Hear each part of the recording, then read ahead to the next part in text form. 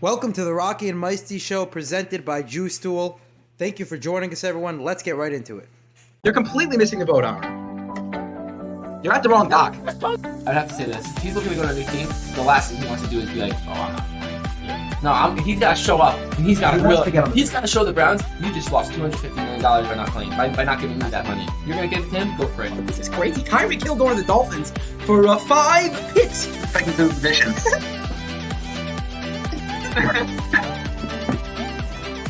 Should we end the podcast now? I bet breaking news. Should we end it now? Now or later? Which one? I walk out right now. Hear it first. That's asinine. You're crazy. He's got the crazy. full package. No way. I don't the care. jumbo. No way. I can't even. It's hard to even look at you right now when you say something like that. That's crazy. We want to talk about legacy-defining plays and legacy-defining throws. 13 seconds, and you get the ball into field goal range. That is absolutely insane.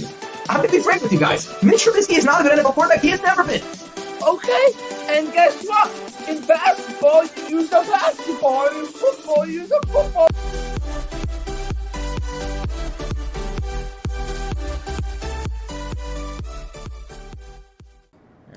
Okay, week 10 in the NFL is upon us. We're in the double-digit weeks. We're so far into the season that we have the Germany game coming up in a couple days. Guys, what's going on? The NFL is like Germany? Where did they come to that conclusion? I mean, London, I sort of hear there's like a market for it, but Germany, I'm not quite sure. Anyway, we're going to do some pick'ems and predict all the games from this week. We didn't do it last week. We did get it to 2 weeks ago. And we have, it's going to be pretty close, Morty. Morty, to his credit, got like every game right last week. I mean, literally. Almost every game. I just want to go through some of the incredible. Number one, you got all your spreads correct. You picked the Chargers to cover, the Bucks to cover, and the Dolphins to. No, not that was me. Sorry, you picked the Chargers, the Vikings, and the Seahawks, and you picked the Lions to beat the Packers. A very good call. You were very close to picking the Jets to beat the Bills.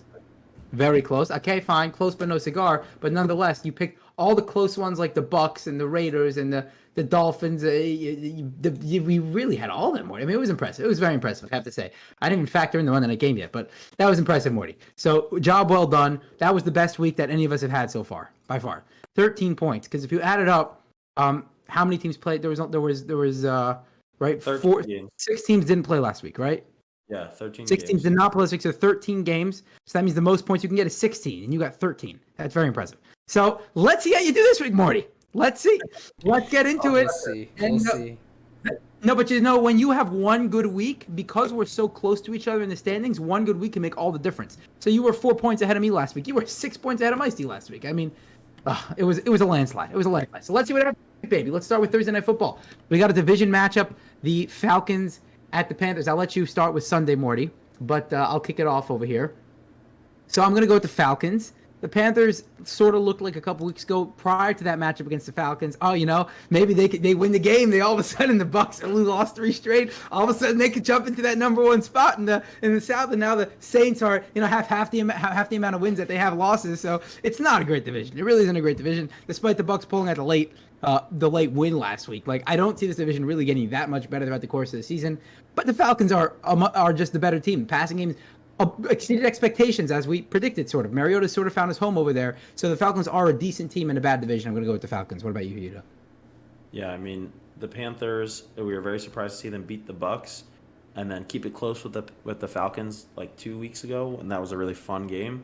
But then we just saw, I think, the real Panthers team, and they got obliterated by Joe Mixon and the Bengals. So I got to take the Falcons, especially with Patterson back, and their run game is actually quite solid. DVOA has them as a top 10 offense, surprisingly. Like you said, Mariota's found his groove, and they have elite rushing attack, I think, and they should be able to run all over this team that's kind of, just playing out the string, playing for 2023, just making their checks, showing up to lose and then go home. Yeah, Morty, you'll take it away with the prediction, then you'll take it away with Sunday. Yeah, that, sure. please. So yeah, I'm gonna go with the Falcons also. I'm a little surprised. I know we don't do over-unders here, but the over-under is 42.5. When their last matchup, they tied at 37-34, which is like a little insane to me. So I feel like the over-under might be a move, except that it's primetime, and primetime unders have been smashing. Especially Thursday night. Yeah, true. They say it's very hard to win Thursday night games on the road, Yeah. which is exactly what the Falcons are doing now. Which is why I was like going back and forth in the Ravens-Bucks game Thursday night. I ended up picking the Ravens. Don't call me a Ravens hater, but I was going back and forth in it because they say that the statistics in general of teams that play on the road Thursday night aren't great. So, but we're still going with the Falcons. That's how much faith we have in the Panthers. Yeah, exactly. Across the board.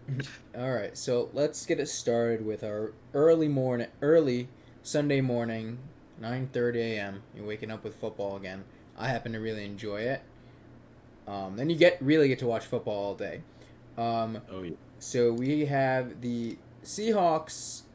I guess it's at the Bucks, but it's actually at the Germans in Munich. So who's favorite? Who's favorite? It's the Bucks. Bucks by just 3 points. Rocky, what do you make of this line? Tom Brady's only favored by 3.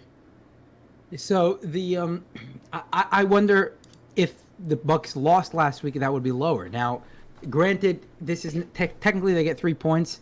How does it work, Yehuda? Maybe you'll shed a light on this. Like, if a team's not playing at home, do they still get the 3 points, even though it's technically their home game? I feel like they would give them only maybe a point because the 2.5 I know is the home field, or 2.5 to 3 is home field, but I think it'd probably be 1 for a neutral site, maybe half if anything. So yeah, 3 points does seem like a lot. Okay, so if you're saying that they don't get the 3 points like a general home game, which I assume is correct, then yes, it does seem like a big line. I mean, the Seahawks are one of the hottest teams in football, right? Geno Smith's been a top 5 quarterback this year. Geno Smith's sort of taking the place of Tom Brady all of a sudden, right? Now he looks like Tom Brady. Geno Smith looks like Tom Brady. Tom Brady looks like Geno Smith. And the Bucks, even though they had a late. Only Tom Brady can sustain like the whole game against the Rams last week. They could not move the ball down the field and had to settle for a few field goals. A couple nice drives, but had to settle for field goals. Couldn't finish off any drives. All of a sudden, the last 2 drives of that game, they were marching right down the field. Only Tom Brady sort of turns it on at the end like that after a month of like a disastrous play. And does enough to win the game. But I'm still seeing a lot of struggles here. The Bucs receivers are dropping passes. When they're not dropping passes, Brady's not getting it to them. Something's always been going wrong with them. And contrary to what I've been picking against the Seahawks for a bunch of weeks now. I'm going to pick the Seahawks to win this game. They're the hot team. I'm going to go with the hot hand, and that's what it comes down to. Yeah, I mean, they're definitely the better team, and Geno Smith is playing very well this year, and he's like, I think, number 1 in completion percentage. He's a very efficient offense, and it's really surprising what they've been able to do without Russ, and we all thought that they'd be rebuilding, and it looks like literally the fastest rebuild ever for a team that might win their division. I think Niners will probably win the division, but at least we'll be, fighting for a wild card spot. But I got to go with Brady here because it's very hard for me to bet against Brady, and I do happen, there's a little bit of a bias that I'll express. I do have the Bucks going to the Super Bowl, representing the NFC in the Super Bowl. That's a problem. And that's a problem. I do think they are going to start figuring it out now, and they still have tons of issues. But we saw Tom Brady. The offense, nothing's working, nothing's happening. Receivers are dropping 10 passes, and then all of a sudden, no timeouts, 50, 60 yards, Brady does it. It's surgical, and he gets it down the field, and the Rams are just like, what just happened? What just hit us? And it's Tom Brady. So I'm gonna go with Tom Brady in Munich in the first German game, and I think we'll see within a few years, we'll see games in China, maybe games in India, probably Australia, especially with all these, Australian pundits. So I think NFL is just trying to expand their reach, expand their tentacles across the world, and get everyone watching the NFL. But I'm gonna take the Bucks in the first ever German game. Mm-hmm. I guess if whoever wins this game is like the German team, right, and like everyone will root for them. I agree. Jaguars. Yeah, the Jaguars are the London team. I agree. If it goes down to the wire, Brady will win because he's Brady, right? And I think I've picked the Bucks almost every week, but not this week. Just looking at the numbers, the Bucks have only scored over 21 points twice this season, compared to the Seahawks have only scored under 21 points twice. I think it's just a numbers game. The Seahawks, it's just going to be who can score touchdowns better. I don't think it's a question of defense. I think a question of offense, and Seahawks have the better offense. So I'm going to go with the Seahawks here. So now let's get into our afternoon slate of games, our red zone games. Let's start off with a hot one. The 7-1 Minnesota Vikings against the 6-2 Buffalo Bills. Now the Bills just suffered a slightly embarrassing loss to the Jets. I mean, embarrassing because of the Jets. Otherwise, if you're a Jets fan, it was a great game, and I think it was a great game to watch. The Jets really stepping up and surprising everybody. So the Vikings are still underdogs here. The Bills are favored by 3.5. Rocky, two very good teams here. Who do you like? So of course, everyone's going to be saying when they predict this game, well, it depends. Is Josh Allen playing or not? Right? That's the big if. So I mean that's everything, right? I came in the beginning of the season. I said I'm not picking against the Bills the entire season. Well, with Case Keenum under center, I would pick against the Bills, but I still think that there's a chance Josh Allen could play, 50% chance.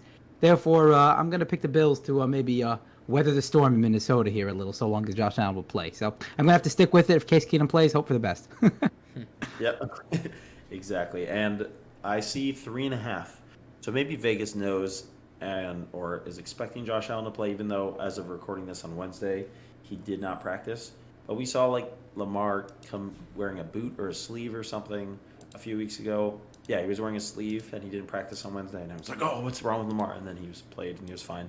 So Josh Allen, I don't know if he's gonna be fine because it looked like a significant injury, but I think he probably will play.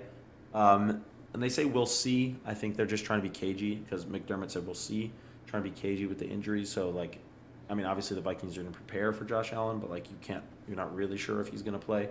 But I don't think this Vikings team is as good as their record is. Obviously, you're 7-1. You're a good team, but they are they're number 18 in DVOA.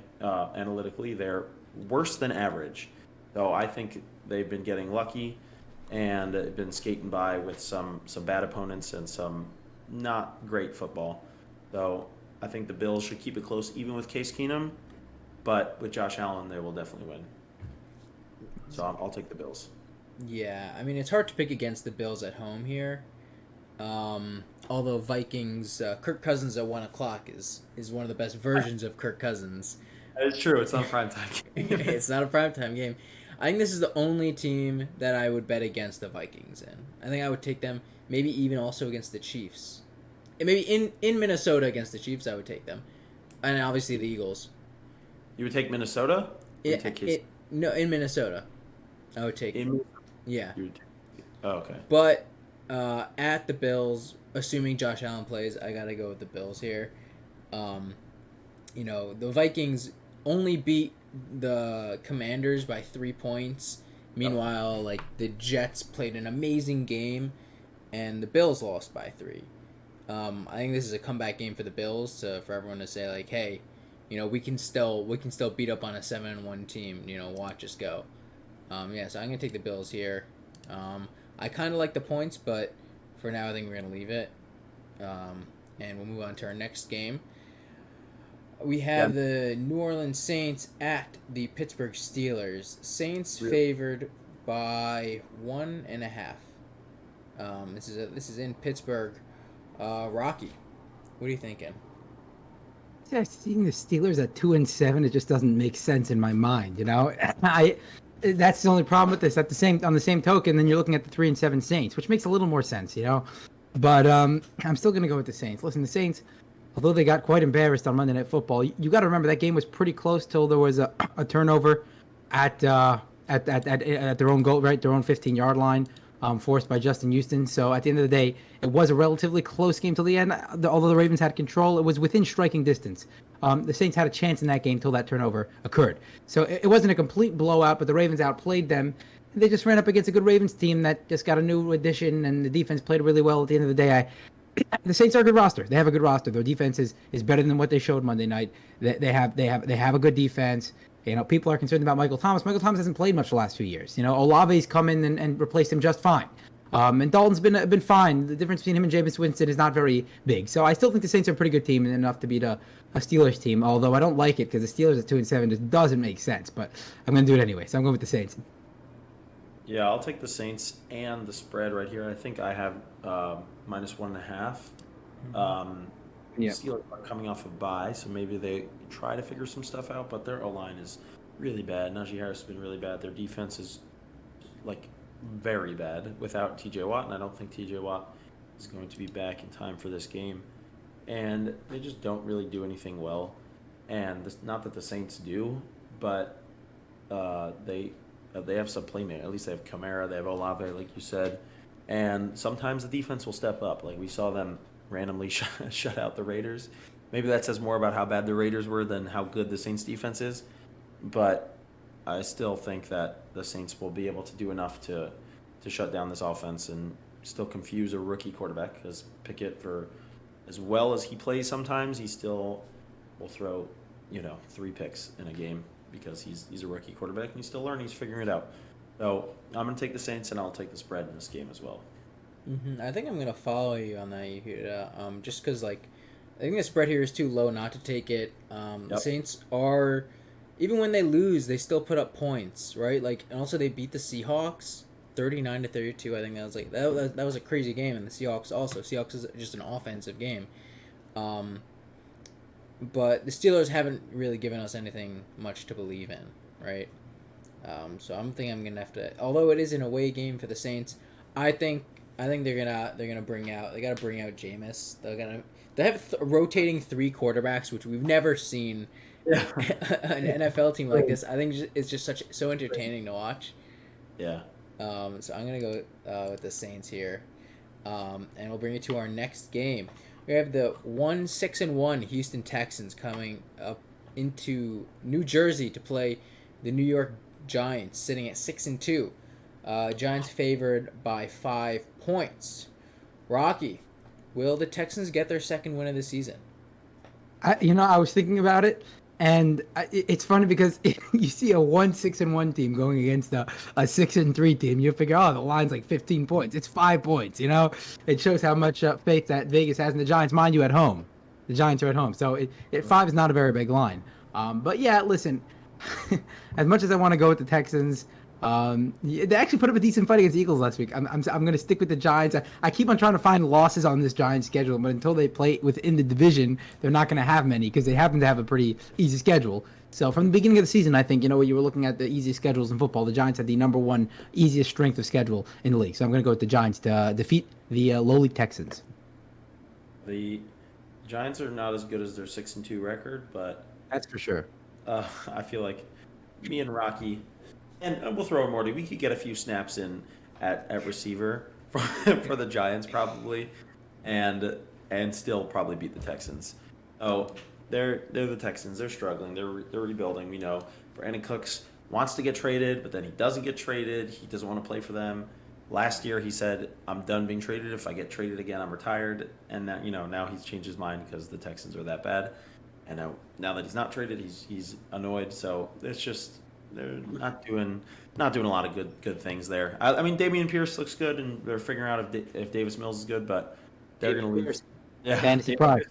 He's very very good for fantasy, but they need to score some more touchdowns, and they'll lose. Maybe they'll keep it close, surprise us, but they're going to lose to the Giants, especially with Coach of the Year candidate Dable, bringing the Giants team together.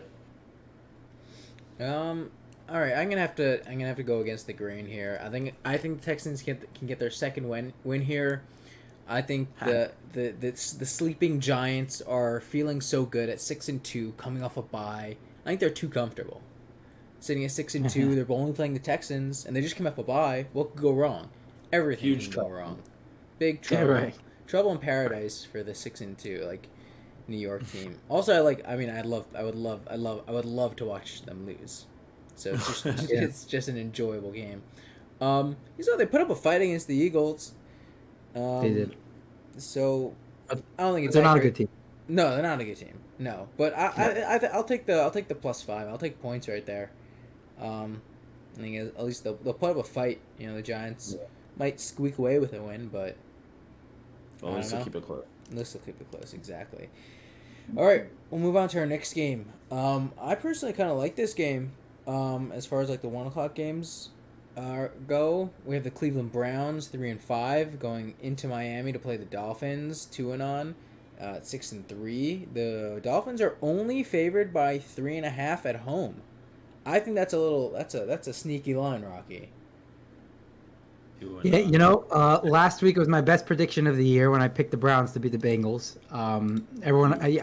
I didn't even want to do it at first. I'm like, no, I could pick the Bengals. And I'm like, you know what? Let's do it. The Browns are weird like that. They've kept a couple games close, only pulled off 2 of them, but they'll pull off a third one. I did not see that destruction happening. I mean, they kicked their what on prime time. That was unbelievable. But that I did not see. But I'm not going to go with the upset this time. I do think 3.5 is a little small of a line, especially at home. Too many playmakers in the Dolphins. The Browns defense has been underwhelming. Like, that's sort of the one thing we thought, okay, fine, they won't have Deshaun Watson in, but at least they'll have that defense to sort of keep them afloat. Started the season 2-5, still at 3-5, still in quite a hole here, even with Deshaun Watson returning in a few weeks. I'm still going to have to go with the Dolphins with all the playmakers. And I don't think you're going to be able to defend them.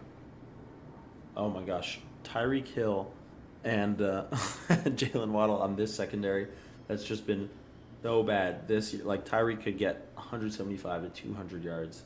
Like, it could be crazy. But the Browns coming off of a bye could get Denzel Ward, Greg Newsome back, some important pieces in the secondary.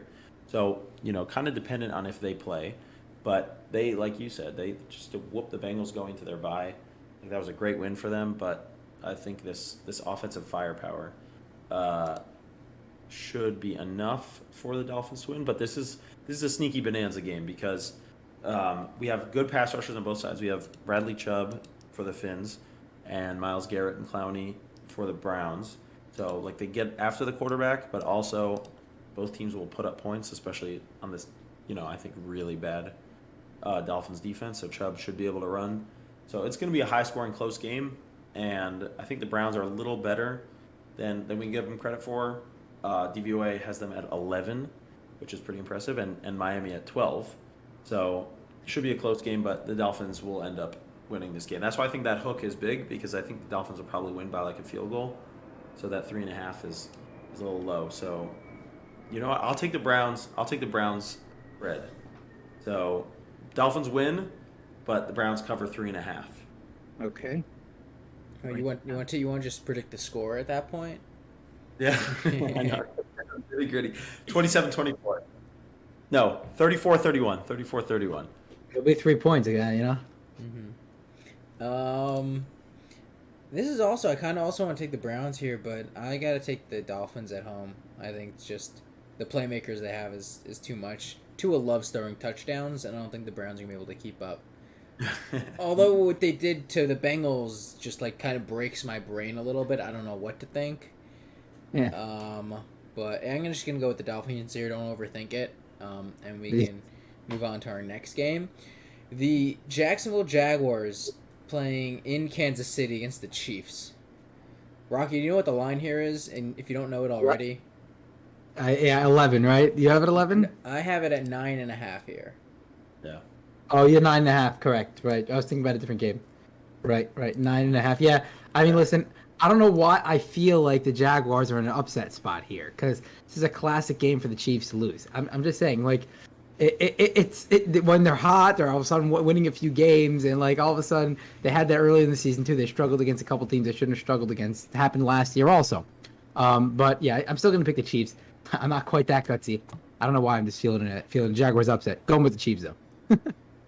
You're feeling so you took the Chiefs? Yeah, I'm taking the Chiefs. Okay, fine. Yeah, good. I think this line is they're really trying to tempt you within 9.5. They're like, will they win by 10? But I think that I can't necessarily take that line, but I will say the Chiefs will win. Their offense is too good, and Mahomes is spreading it out too much. They're getting Mecole Hardman involved now. Kadarius Toney could, they say that Urban Meyer wanted to draft him, so maybe he'll show off for the team that could have had him. It was like the gem that they could have been, and right. In KC and Trevor Lawrence just. I don't know. Like he played well enough last week, and they made a nice comeback. But sometimes he comes into these clutch situations. Like I remember against the Broncos in the London game, you're down a touchdown, you got to drive him down to win, and he just throws a pick on the first play. You're like, why is a first overall pick doing this? Like obviously it's just his second year, but like we need to see. I want to see a little growth. Like I guess you could say both last week that it was a nice comeback effort, down 17-0, but that was the Raiders. So, take that for what it's worth. But the Chiefs should win this game. They are the better team, and they're playing at home, so they'll win. Yeah, I like that. I think they want you to take the line here, and I think I'm gonna buy in and take it. Because I mean the over under for this game, Rocky. Can you guess what the over under is? Yeah, actually, Are you looking at it? You already have no, it. I didn't see it. 45. 50 and a half. 50 What? and a half. Yeah. The Chiefs haven't really been out. I mean, they either just beat the team, or they blow them out by like a touchdown and a half. Yeah. So, I think the Jags they're looking for another win here. Like I think they're coming off a win last week. I think the Jags are hot and cold. They'll win their next 2 games, and then they'll lose another like 4 or 5. Exactly right. That's what I'm thinking. So yeah, I mean, I'll take the points here. I'll take the Jags plus 9.5. I think the spread is a little too big. But you'll take the Chiefs to win, though? Yeah, I guess. Yeah. If that's how we're doing. Yeah. If that's how we're doing. Neither of these teams are good against the spread. Yeah. Yeah. So I'll take the Jags plus points. All right, let's do it. And we'll move on to our next matchup. We have the Denver Broncos. Russell Wilson. Has he been cooking over the bye? It's a question. Like, I don't know how Russell Wilson is off the bye. But they go into Tennessee to play the Titans, who just had a really tough loss against the Chiefs, losing in overtime. So the Broncos are coming off of a bye plus a win against Jacksonville. One of their few wins of the season. They've had a lot of frustrating losses. Rocky, do you think their defense can hold off the Tennessee Titans? Titans are winning this game, and at the end of the day, the Broncos, I have no faith in them. I just have no faith in this offense. It's just looked really sluggish. Fine, they come off of a win against the Jaguars. I mean, that's exciting, isn't it? And I granted the Jaguars had a 17-point comeback against the Raiders last week, but people continue to sleep on the Titans, and Vegas is included. Only a 2.5-point line against one of the probably most disappointed teams in football. So yeah, I'm gonna go with the Titans. They're 5-3. They're sitting here against a very struggling Broncos team with a 2.5-point line at home, and they're like, what the heck? That means in a neutral field we would be underdogs. Come on, man, disrespect. I'm going with the Titans. Sorry, I forgot to mention the spread. The spread is Titans by 2. Yeah, I'm taking the spread. I'm taking the 2.5 spread. Yeah, 2.5. Oh, 2.5. 2.5. I have 2.5. Yeah. It's so funny because we were just talking about Jags Chiefs 50.5, and you go to this game and it's 36.5 points. This is going to be an atrocious offensive game. Hammer the under, I would say. Derrick Henry obviously will get his, but if I'm the Broncos, I know that too, especially if Malik Willis plays. Like, I just put 11 in the box. Like, I don't know what Guys, continue the pick'ems without me. I'll be back. All right, continue without me. So, I don't know what the Chiefs were doing. Like, I mean, I guess I would say maybe the Titans didn't give Derrick Henry enough work in that game, but it was still close. But if Malik Willis plays again, this this offense is so bad. I don't know what their plan is with Malik Willis not even throwing to a receiver last game. But Denver coming off a bye should have some things that they're going to figure out. And I like their defense a lot. And even though it's a West Coast to East Coast game, coming off the bye, they should have enough time to get ready for that. So I'm probably going to take the Broncos here in an upset. It's going to be an ugly game, but Russ is going to cook a little something to hold off Derrick Henry just enough and beat the Titans. Mm-hmm. So I really want I'm looking for a good I want to pick the Broncos here. I really do, because the only thing that's stopping me is that Tennessee just lost. Now, what Tennessee loves to do is they love to make you think they're bad, and then say, "Oh, you think we're bad? We're gonna win the next 8 games in a row," to gain their respect, and then they're gonna lose to a bad team. That's the Titans. Not this one. Not that I don't know, because they just lost. If they won against Kansas City, I would hammer Denver. Yeah. I don't think the Titans are good. I think the Titans. That's what they want you to think. That's. No, I don't think the Titans are good. I tell you the thing with the Titans, they just know how to win games. I don't really understand how it works. They have good coaches. But they kill the run game. They continue to stack the box. Ryan Tannehill refuses to throw the ball for some reason. I mean, he dropped back 20 times in his last start, and last week with Malik Willis, like you just don't see much. You don't see much dropping back over there in Tennessee. But the defense is held strong. The running game is really stellar. Like it's good enough to beat the Broncos. Nah, give me the Broncos. I'll take the Broncos all day. Split on this one. I like it. Okay, let's go to our last 1:00 game. We have the Detroit Lions coming hot off of beating Aaron Rodgers. We could talk about the what's going on in Green Bay is a whole different conversation here. But they get to play the Bears. The Bears also coming off of a great Justin Fields game. So they're favored at home by 3 points. Rocky, can the Lions do it back-to-back? Yes, I'm liking the Lions here. Bears are 17th in EPA per play this year, which doesn't really make any sense to me, right? Like coming to the season, we were talking about how bad the Bears' offense is going to look. They've looked middle of the pack. They've looked pretty good at times, right? Justin Fields has been a fantasy monster at times, especially with his rushing upside. But I'm still liking the Lions. I think the Lions actually have a better team than the Bears. Don't tell anyone. But I think the Lions have better. I don't think the Bears are that good. They've just showed up on offense, couple receivers doing a couple nice things. Justin Fields having a couple nice games. It's really what it's been. But the Lions are probably the better team. Don't get excited. I'm not saying the Lions are a great team, but they're better than the Bears. So I'm going with the Lions. The formula for Justin Fields, he's one of the best fantasy quarterbacks because he runs the ball a lot. He scrambles. He will throw passing touchdowns. His defense stinks. So he has to constantly be passing, constantly be playing catch up, and running the ball. And their rushing offense is the best in the game. They lead the league in rushing. So him playing off of Montgomery and Herbert is just really good for their read option. So like you said, he was a fantasy monster last week for 42 points and 4-point passing touchdowns. And I think that he is going to do to the Lions what Aaron Rodgers was supposed to do last week, and tear them up for 2 to 4 total touchdowns. I would say between rushing and passing, and their defense is bad, and the Lions' defense I would say is probably worse. So they played really well last week, but the Lions' defense is probably worse. So I'm going to take Chicago here, especially in Chicago, and the Lions don't go on win streaks. They go on loss streaks. They go on lots of losing streaks, and the Bears didn't win last week, so they're not going on a win streak either. So I'm going to take the Bears here, and it will be close because both of these teams have like moderately good offenses and really bad defenses, so it'll be fun. It'll be a good divisional matchup, but the Bears are going to win. All right, yeah, I kind of like that.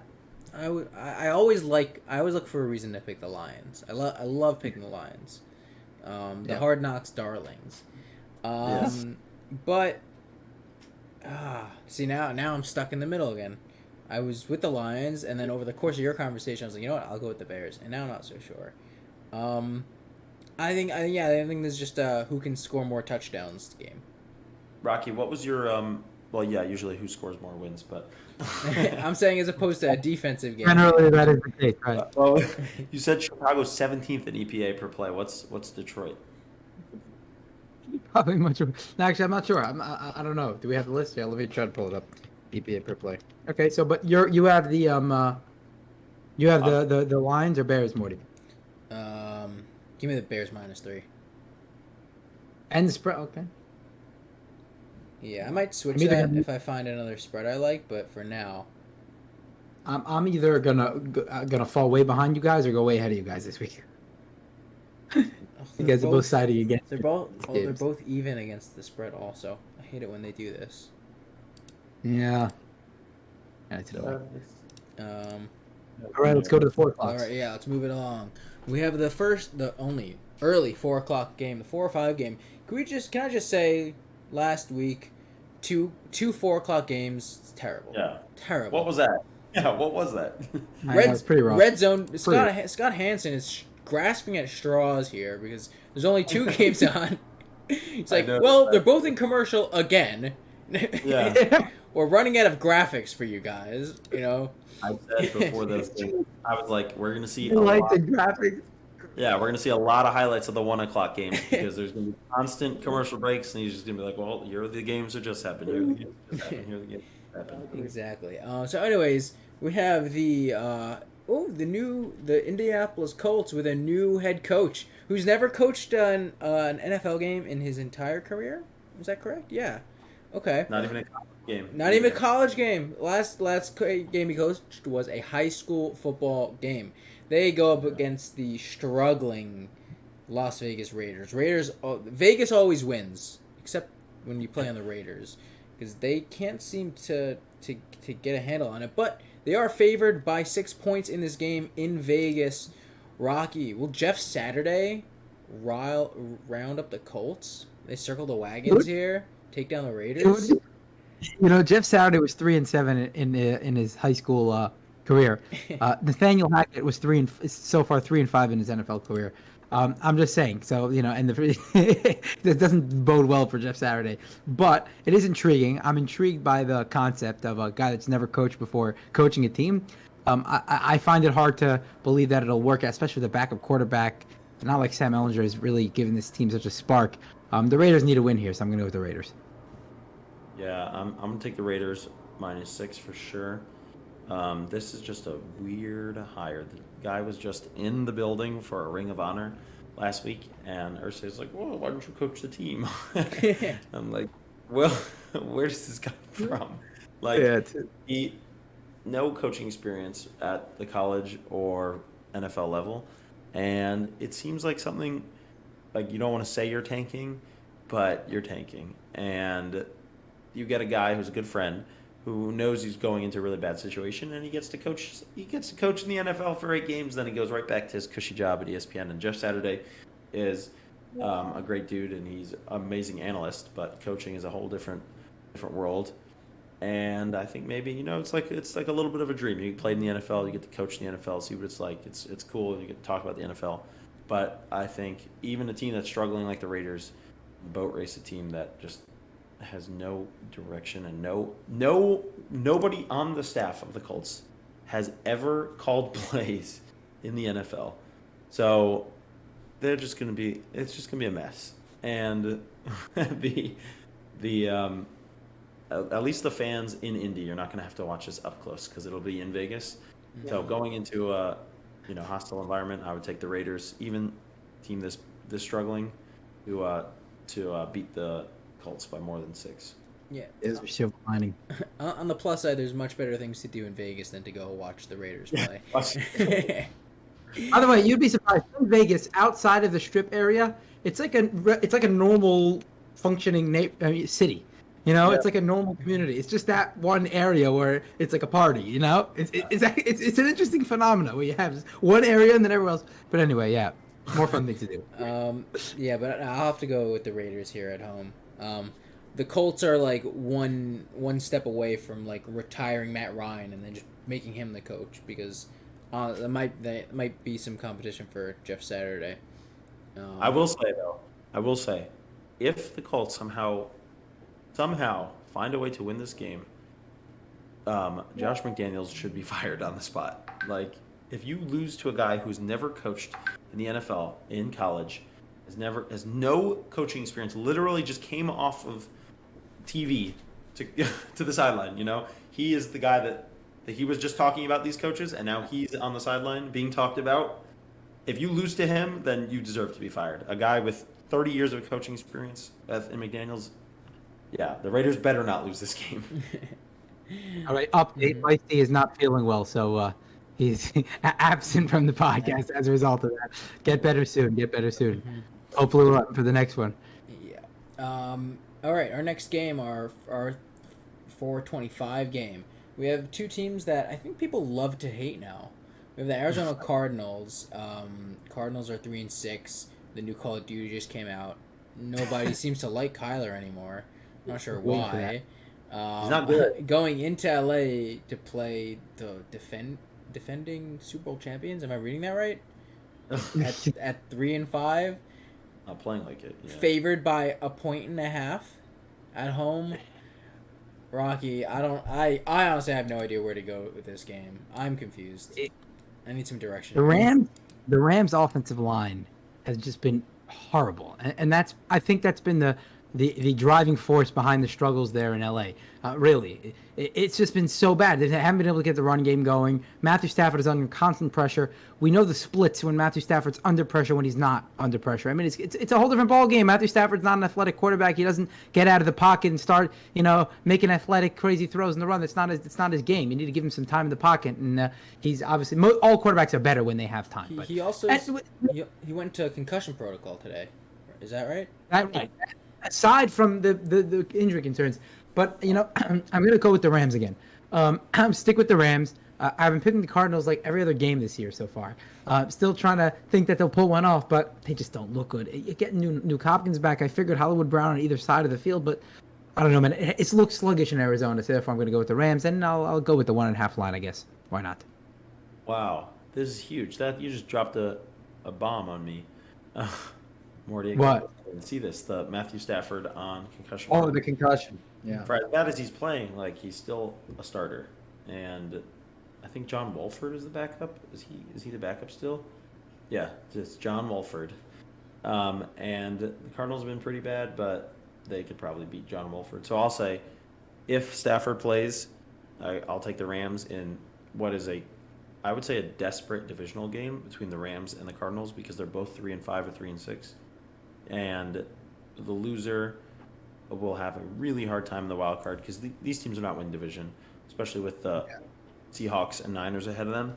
So the loser will have, very surprisingly. The loser will have a very tough time fighting for the wild card. So this is like a desperation game. So I'll say Stafford plays, the Rams should win, and Kingsbury will eventually get fired. I mean, he'll probably get fired anyway, even if he does win this game, but and the Cardinals win if Stafford is not playing. So Are you picking Rams or Cardinals? Which one? I get you're making me choose now on Wednesday. No, you can change it, but at least you'll get one on the record. Yeah. So on record, I'll say Rams. I'll say that Stafford's going to play, but that could change. Agreed. I think this is an over game. I think 41.5. I think this is a solid over game. I don't know. Cardinals love scoring points. Again, this is like one of those games. Whoever scores most touchdowns is going to win. But yeah, I don't know. I like the Cardinals here. Plus 1.5. Just they need to win. Cardinals plus. No, 1. you used 3 already, I believe. Okay, who do I have? Chiefs with Jags, Texans, and Bears. Jags line, Texans, Bears. Take the Jags off of there. I don't need the Jags. You don't need that. I don't need that. I need the Chiefs. I'll trust the Chiefs. So Cardinals 1.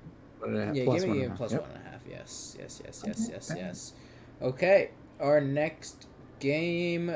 Oh boy, things are not looking good in Green Bay.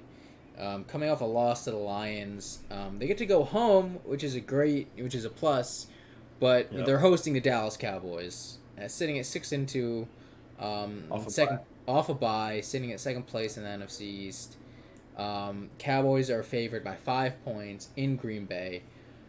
Do the Packers have any hope here? What's their? I feel bad a little bit. It's a little sad. Like at least Brady's like taking like the slow ramp, the handicap ramp, like down instead of like just falling down the stairs in a wheelchair like Rodgers seems to be doing. What are we doing here, Rocky? I don't have no faith in the Packers. Aaron Rodgers is like the 10th rated quarterback in the league according to PFF. He's not grading that terribly, but even with that shows you how poor the offensive output has been with, in terms of the receiving talent. It's just not there. And Romeo Doubs getting injured last week, like he's been their only decent threat this year. So I wanted to pick the Packers because like Packers at 3-7 doesn't really make any sense. But I'm gonna go with the Cowboys. Just no faith in the Packers right now. Yeah, this is kind of like a classic good Cowboys team game to lose, because they are expected to win. They are coming off a bye. They are so much better than the Packers, but Packers still have Aaron Rodgers. Aaron Rodgers looked bad last week, but he's still Aaron Rodgers. We know what he's like, and I'm gonna take the Cowboys, but it makes me a little nervous because this is the kind of game where Jerry, you could see Jerry on the Tuesday after the game, like, I don't know what the hell happened, complaining about the refs or complaining about something or complaining about his team. But Cowboys should win, and they're coming off a bye. They've had a while to prepare for this team, and their pass rush is just going to, I think, just wreck Rodgers and give him a lot of problems. And then the offense should do enough to win the game, especially with Zeke back and his 1-yard plunges into the end zone. But I'm going to take the Cowboys here. But I would not be surprised if it's closer than we think. I think that's all I needed to get me to pick the the Packers here. It's very rare that I will pick with the Cowboys. I just I've got to, right? And I think Rodgers has had enough of the abuse. And listen, the Cowboys can lose a game and still bounce back pretty well. I guess just give me the Packers here for no real reason, just because I would love to watch the Cowboys lose. That's it. Yeah, that's really it. Yeah. Okay, so let's move on to our Sunday night game. It's the Battle of California. Yeah. We've got the Los Angeles Chargers at 5-3 going into San Fran to play the Niners. The Niners are favored by 7 points, 1 touchdown. Rocky, where are we going? You remind me of my embarrassing moment on the podcast 2 weeks ago where I called the Battle of Pennsylvania the Battle of Ohio. Now, I want to mention in that week, it was week 8, where there was, in fact, the Battle of Pennsylvania and a Battle of Ohio and a Battle of California because the Rams played the Niners. So we had 3 battle of the same states that week. I'm looking at the schedule here. So there were 3 battle of the same states. This week we only got 1. What are the Chargers doing at 7-point underdogs against the team they're much better than, even without J.C. Jackson? I don't really understand this. Give me the Chargers and the spread, 7-point spread. I'll take it easy. San Francisco is so much better than the Chargers. I'm blown away by what you just said, Rocky. Yeah, what? The Niners Chargers are one of the best rosters in football coming into the year. The only thing that's now, granted, it's a big change, but the only thing that changed so far is J.C. Jackson out for the year. So which pretty much puts their defense back to where it was last year. He was already playing poor, but they're missing some offensive line pieces. The Chargers are. They're missing Keenan Allen and Mike Williams probably. They are. Keenan off a bye couldn't even get healthy. Mike Williams probably not going to play. They have no speed guys at receiver. Austin Eckler is their wide receiver 1, basically. They have no run defense. This team, imagine Kyle Shanahan with a healthy Debo and a healthy Christian McCaffrey and Ayuk. Everyone mixing in. These guys they're going to be spinning. Their heads are going to be spinning. Their run defense is already bad. Imagine them trying to, with Debo going this way and McCaffrey going this way and McCaffrey throwing passes and Debo out of the backfield. They're going to have no idea what they're doing. And Jimmy Garoppolo has been, efficient enough, a good game manager, and that I think the Niners are going to not boat race them, but they should probably cover the 7 point.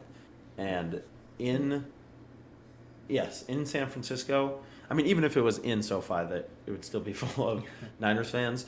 But in San Francisco, they are on Sunday Night Football, like not Joey Bosa. Well, the brothers, Joey versus Nick.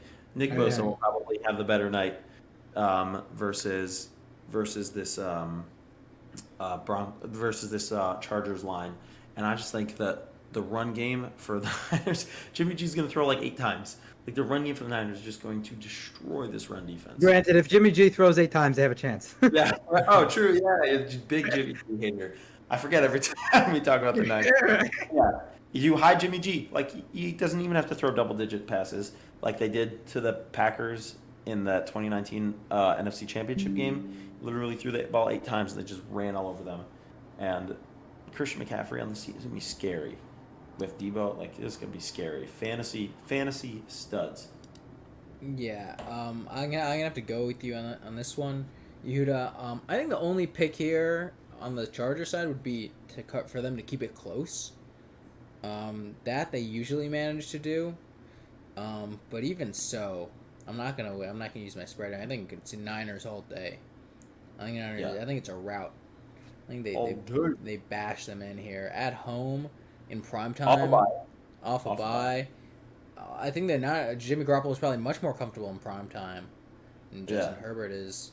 I think this is all. It's interesting you guys are saying this when one team clearly has a far superior quarterback than the other, and yet you're all picking to the contrary of that. Well, because I mean it's Debo and Christian McCaffrey and Kittle and Ayuk.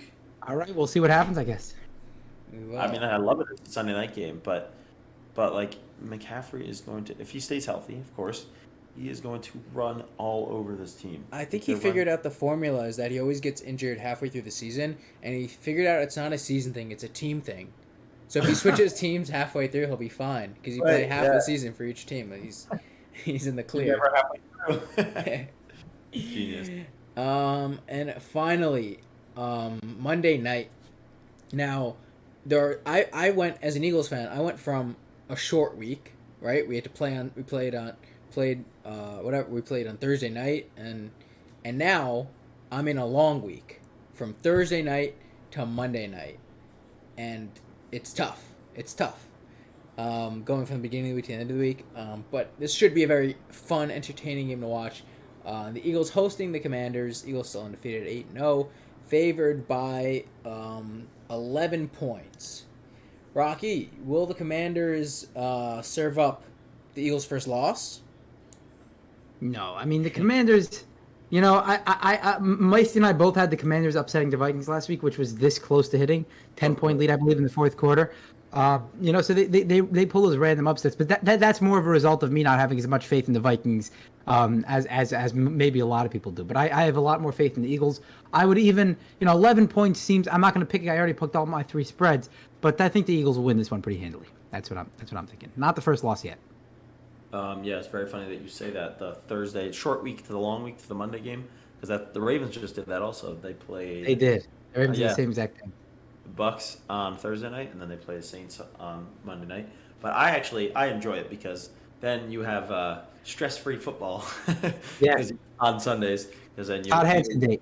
Yeah, it's Scott Hansen Day. Your team played on Thursday, and you get to watch all Sunday, and then your team doesn't play till Monday, so you get to watch all Sunday. Like, it's great.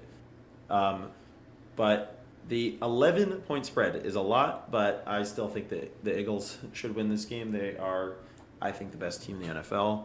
And they should be able to run on this Washington defense a little bit because their run game has been really good.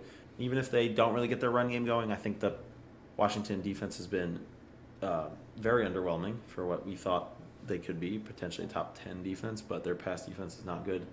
And the Eagles should be able to pull this one out. And supposedly there is a big announcement tomorrow, though. As again, as we're recording on Wednesday, there's a big announcement tomorrow, Thursday at noon, from I think the DC Attorney General, and we just heard about BOFA, the Bank of America Securities, looking into selling the team for Washington. So maybe if they announce, "Yep, we're officially selling," maybe there's a little juice in the players. Yes, I did buy the Commanders. If that's what you were wondering. Oh, you spoiler! What is spoiler? Yes. Which there was some personality, some celebrity said he was looking for fans to chip in with him to buy the Commanders. I forgot. I heard was. Jason are interested. So, yeah. So anyone but Dan Snyder is a win for Washington. So, yeah. Listen. But they still. I think we should say something nice about the Commanders here. I think they have a better chance than they had last time. I have more faith in Taylor Heineke than I do in Carson Wentz. Carson Wentz was obviously seeing ghosts last time they matched up. Got sacked like 8 times or something crazy like that. I think Heineke will also probably get sacked a lot, but I think, as a Commanders fan, you can probably have more faith in him. That's just my personal view, but I think it's Eagles all day. Eagles in prime time. Jalen Hurts is looking great. MVP candidate. Just underneath Patrick Mahomes. And right now Sirianni is favored as Coach of the Year. But that's also that's just recent statistics. That's just like recency biased. I was just looking at all we could go through that in either later in this podcast or I was saying I was gonna say I want to go through predictions before the year, like compared to how it's panning out now. That I definitely want to do in the coming weeks because we're like mid-season. Yeah, Gino's comeback player of the year for sure. Oh, so far for sure. Yeah, Well, definitely. actually, it might be Saquon though. It could be Saquon. It's between them two, I think. We'll see if the Giants lose. We'll see. Yeah, if they don't make the playoffs or something. But if the Seahawks win the division with Gino, then I would for sure take Gino. Yeah, he's also a quarterback, so he has that advantage as well. You're obviously going to put more weight on the quarterback. All right, listen. I guess that'll wrap it up. Week 10 in the NFL. We're getting to the double-digit weeks. Fear not, still 8 more weeks to go after this one because there's week 18 this year, just like last year. So thank you for joining us, everyone. Remember to subscribe. Maybe we'll be verified on Twitter soon. Maybe we'll be verified on Twitter soon as well. I guess we'll have to wait and see, everyone. But until then, enjoy football and have a great weekend.